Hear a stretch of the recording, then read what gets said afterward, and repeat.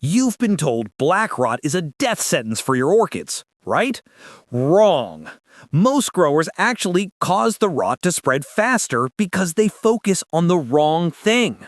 I'm going to show you the one simple 5-second step that immediately halts the spread, and then reveal the full 4-step treatment protocol. If you love your orchids, you know the panic. That black, watery spot appears, and you immediately picture your entire collection wiped out. I've been there. I nearly lost $3,000 worth of rare cattleyas to a black rot outbreak until I developed this exact protocol. Now, my orchids are thriving, and my students are using this to save their prized blooms. Stick with me, because those standard internet remedies, they're missing the most critical step. Look, if you want the full, comprehensive blueprint for every orchid disease, not just black rot, then stop what you're doing and check this out. I've compiled everything into my book, The Orchid Doctor's Handbook. Identify, prevent, and control diseases and pests for healthy, thriving blooms. This isn't a quick guide, it's the ultimate battle-tested field manual. It shows you the exact steps for every fungal, bacterial, and pest issue. It's for the serious hobbyist who wants to stop guessing and start growing with confidence. Click the link in the description right now to grab your copy before the limited time price goes up. Seriously, if your orchid collection is your pride and joy, this ebook is essential. All right, let's dive into the protocol. Step 1 is isolation, not treatment. The most common mistake is panicking and immediately trying to treat the infected plant in place. Black rot caused by the water molds Phytophthora and Pythium spreads incredibly fast, especially when water is involved. It travels from leaf to leaf, plant to plant. The spores, called zoospores, can swim in even a thin film of water on your bench or leaf surface.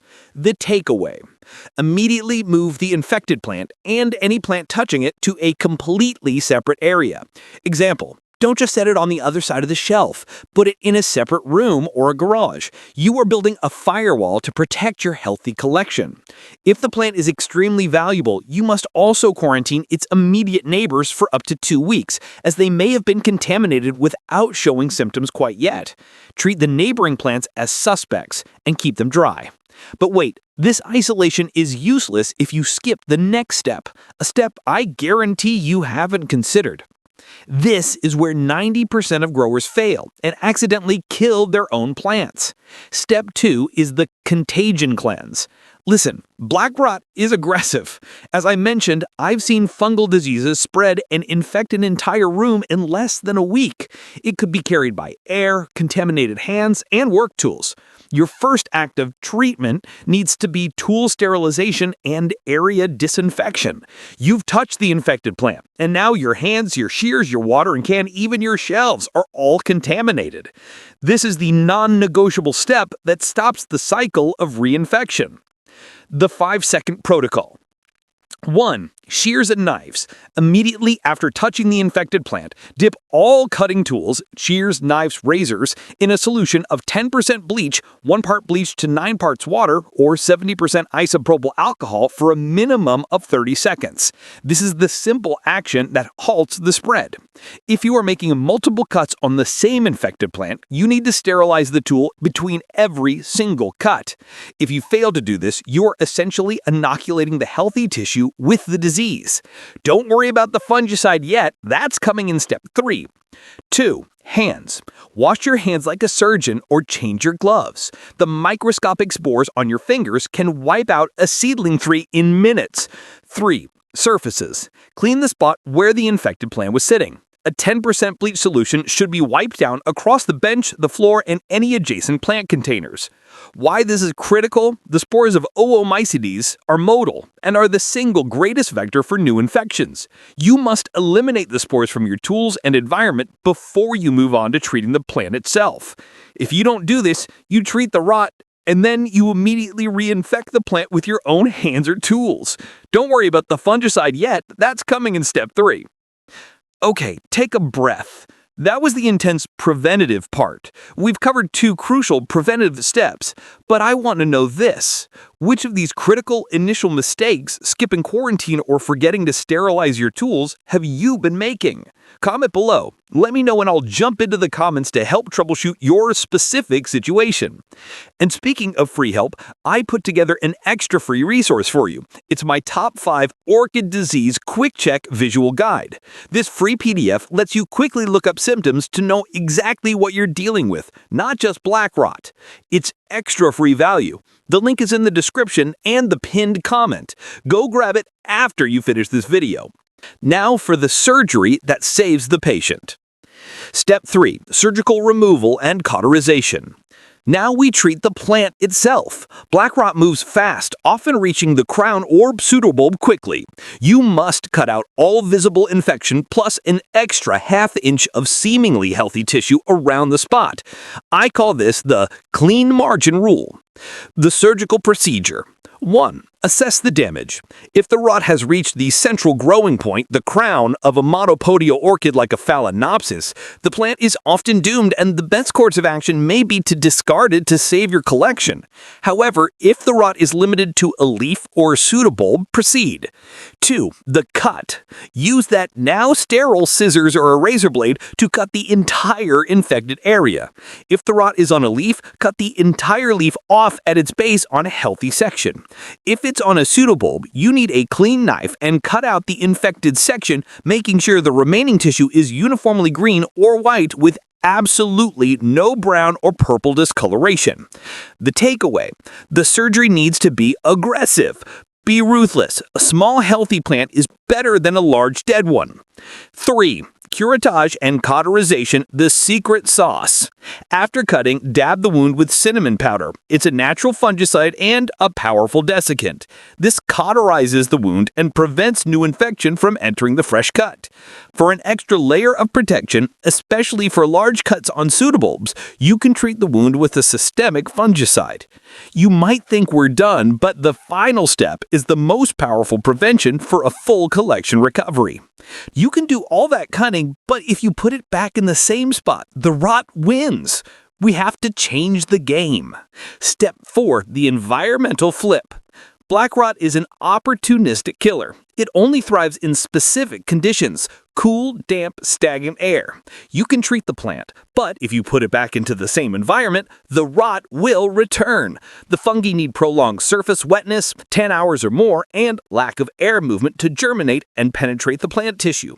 The environmental prescription, the long-term cure. 1. Increase air circulation. You must increase the air circulation around your plants. Think small clip-on fans. You need gentle, constant air movement over the leaf surfaces, especially at night when temperatures drop and humidity rises. The micro example: set a small fan on a timer to run for 2 to 3 hours during the day and another 2 to 3 hours at night. This simple act drives the surfaces and makes the environment hostile to the black rot fungus. 2. Water management. Reduce your watering frequency. For the quarantine plant, do not water it again until the potting mix is entirely dry and the fresh cut has fully calloused over.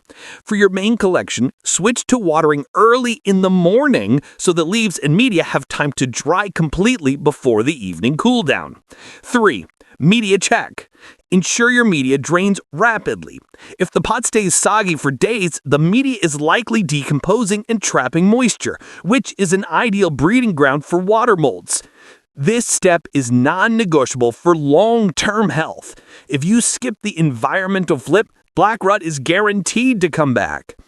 I know what you're thinking. I've tried all the cutting and drying, and the rot keeps coming back. That's the most common doubt because growers miss the sterilization and the environmental flip. They isolate, they cut, but they reinfect with dirty shears, or they put the plant back into a stagnant, humid environment that invites the fungus right back in. One of my students, Sarah, thought her orchid collection was doomed. She was meticulous, careful with her fungicide, but the rot just kept spreading. Why? Because she was cutting with the seam shears and not running a fan. But after implementing all 4 steps, especially the fan, she wrote to me and said, I haven't seen a single new black rot spot in 3 months.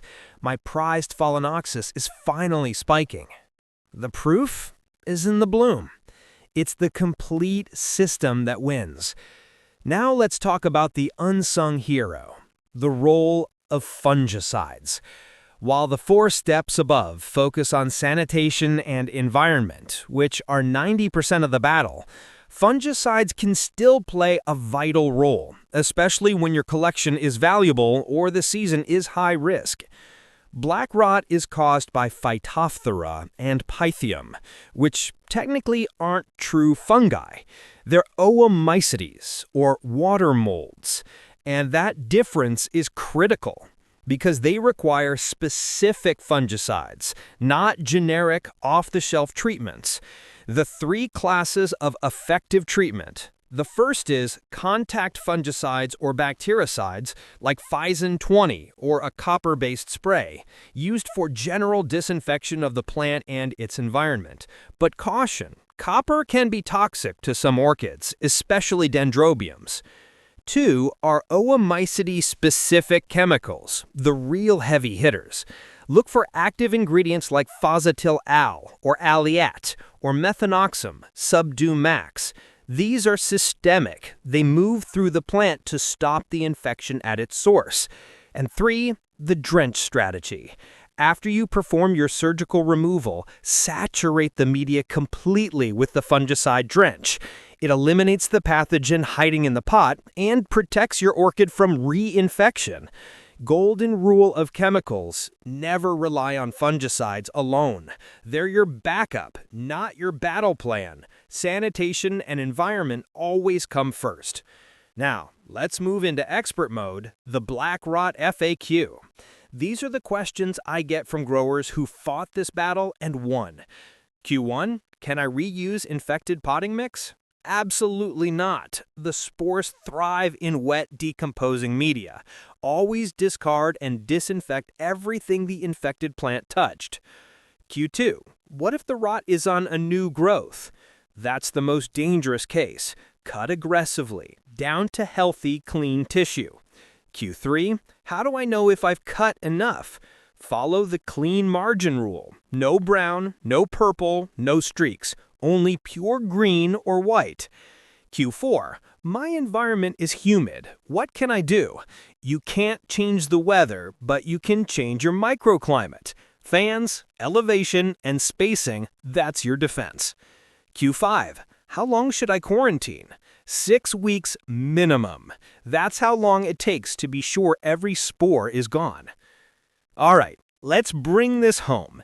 Here's your final battle plan.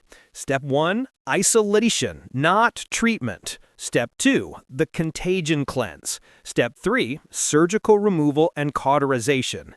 Step 4, the environmental flip. You've got the complete plan, the proven method to stop black rot dead in its tracks. You can save your orchids. And if you want to go beyond treatment to master prevention, the Orchid Doctor's Handbook is waiting for you. It's the difference between guessing and growing with confidence. Don't wait until another leaf turns black. Grab your digital copy today while the bonus materials are still included. And since you've mastered the black rot protocol, your next challenge is bacterial soft rot. Click the video on your screen right now. It's the perfect follow-up to secure your collection. I'll see you there.